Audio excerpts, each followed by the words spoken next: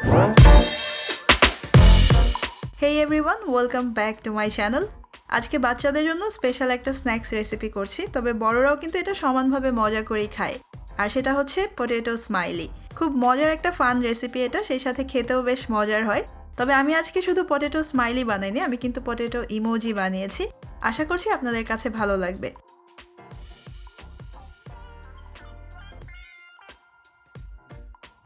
প্রথমে আমি এখানে 3টা মিডিয়াম সাইজের আলু সিদ্ধ করে নিয়েছি।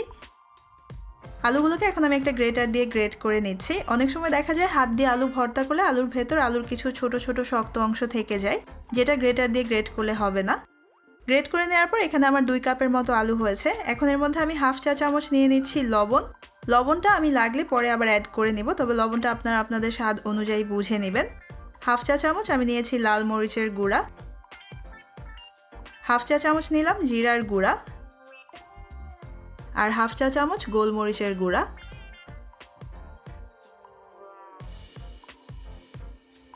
এরপর আমি নিয়ে নিচ্ছি প্রায় 5 টেবিল চামচ ব্রেড ক্রাম্বস। তবে ব্রেড ক্রাম্বস না থাকলে আপনারা সিম্পলি কয়েকটা পাউরুটি স্লাইসকে চুলার পাশে রেখে একটু ড্রাই করে নিয়ে তারপর ব্লেন্ডারে বা গ্রাইন্ডারে গুঁড়া করে নিলেই ব্রেড ক্রাম্বস হয়ে যাবে। আর 3 টেবিল চামচ নিয়ে নিব কর্নফ্লাওয়ার। কর্নফ্লাওয়ার না থাকলে আপনারা কর্নস্টার্চও ইউজ করতে পারবেন। এখন সব কিছুকে একসাথে খুব ভালোভাবে মেখে নিব।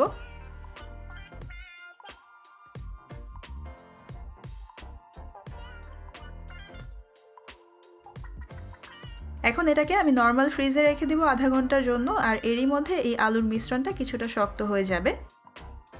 এখন আধা ঘন্টা পর আলুটা আমি ফ্রিজ থেকে বের করে নিয়েছি, আর এখন এখান থেকে অর্ধেকটা পরিমাণ আলু আমি এখানে একটা বেকিং পেপারের উপর নিয়ে নিচ্ছি। আর আপনাদের কাছে বেকিং পেপার বা পার্চমেন্ট পেপার না থাকলেও কোনো সমস্যা নেই, যে কোনো মসৃণ জায়গায় অল্প একটু তেল মেখে নিয়ে কাজটা করা যাবে। হাতে আমি অল্প করে তেল লাগিয়ে নিয়েছি, আর এখন হাত দিয়ে চেপে চেপে এই আলুটাকে আমি একটু সমান করে ছড়িয়ে নেব, ঠিক যেরকমটা আমরা রুটি বেলে নেই। তবে আমি এখানে হাত দিয়ে করছি, আর রুটির মতো এতটা পাতলা করে করছি না, একটু মোটা করে করছি। আলু সমানভাবে ছড়িয়ে নেওয়ার পর এখন এরকম একটা কুকি কাটার দিয়ে আমি এখান থেকে এরকম গোল গোল করে কেটে নেব।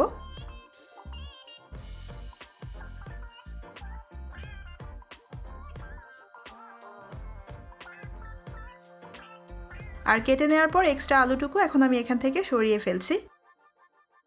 এরকম একটা স্ট্র দিয়ে এখন আমি এখানে চোখ বানিয়ে নিচ্ছি, ঠিক যে এরকমটা আপনারা এখানে দেখতে পাচ্ছেন।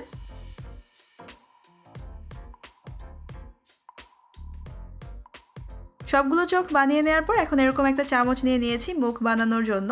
আর আমি এখানে একটা সুপের চামচ নিয়েছি। আমার কাছে মনে হয় সুপের চামচ দিয়ে স্মাইলটা খুব ভালো বানানো যায়, বাট আপনারা যে কোনো চামচ দিয়েই কাজটা করতে পারবেন।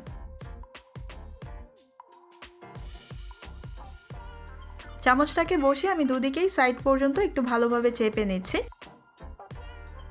এই স্মাইলিগুলো এখন ভাজার জন্য রেডি হয়ে গেছে। এখন বাকি আলুটাকেও আমি একইভাবে গোল করে কেটে সবগুলোতে চোখ বানিয়ে নিয়েছি। এরপর আমি আগে যেমন চামচটা দিয়ে স্মাইল বানিয়েছিলাম, এখন চামচটাকে ঠিক উল্টো করে বসিয়ে আমি স্যাড ফেস বানিয়ে নিচ্ছি। আর এভাবে করে আপনারা আপনাদের পছন্দ মতো যে কোনোভাবেই ফেস বানিয়ে নিতে পারবেন। এখন এগুলো ভেজে নেওয়ার জন্য চুলায় একটা প্যান বসিয়ে আমি পর্যাপ্ত পরিমাণ তেল নিয়ে নিয়েছি।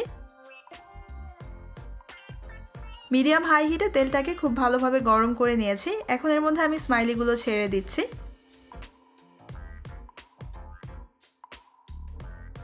এরপর চুলার আঁচ কমিয়ে এখন আমি মিডিয়াম করে দিয়েছি, আর মিডিয়াম আঁচে রেখে এই স্মাইলিগুলোকে এখন আমি গোল্ডেন ব্রাউন করে ভেজে নিব। তেলে দেওয়ার সাথে সাথে এগুলোকে উল্টে দেওয়ার বা নাড়ার দরকার নেই। যখন একটা পাশ কিছুটা ভাজা হয়ে যাবে তখন এগুলোকে উল্টে নিয়ে আরেকটা পাশ ভেজে নিলেই চলবে। মোট কথা হচ্ছে এগুলো গোল্ডেন ব্রাউন হয়ে ক্রিস্পি হয়ে যাওয়া পর্যন্ত ভেজে নিতে হবে। আমার এই স্মাইলিগুলো এখন ভাজা হয়ে গেছে। তেল ঝরিয়ে আমি এগুলোকে একটা কিচেন টাওয়েলের উপর তুলে নিচ্ছি, যাতে করে টাওয়েলটা এক্সট্রা তেল টেনে নেয়। আর আপনারা চাইলে এগুলোকে তেলে না ভেজে ওভেনেও বেক করতে পারবেন। সেক্ষেত্রে প্রিহিটেড ওভেনে 180 ডিগ্রি সেলসিয়াস তাপমাত্রায় 20 থেকে 25 মিনিট এগুলোকে বেক করতে হবে। এখন একইভাবে আমি বাকি সবগুলো ভেজে নিচ্ছি। তৈরি হয়ে গেছে খুব মজার আর ক্রিস্পি পটেটো স্মাইলি অথবা পটেটো ইমোজি। যেটাই হোক না কেন, দেখতে কিন্তু এটা বেশ অ্যাট্রাকটিভ এবং সেই সাথে খেতেও বেশ মজার। আশা করছি আমার আজকের রেসিপিটা আপনারা বাসায় ট্রাই করবেন, আর বাচ্চারা তো এটা ডেফিনেটলি অনেক পছন্দ করবে। বাসায় বানালে আমাকে জানাবেন আপনাদের কাছে কেমন লেগেছে।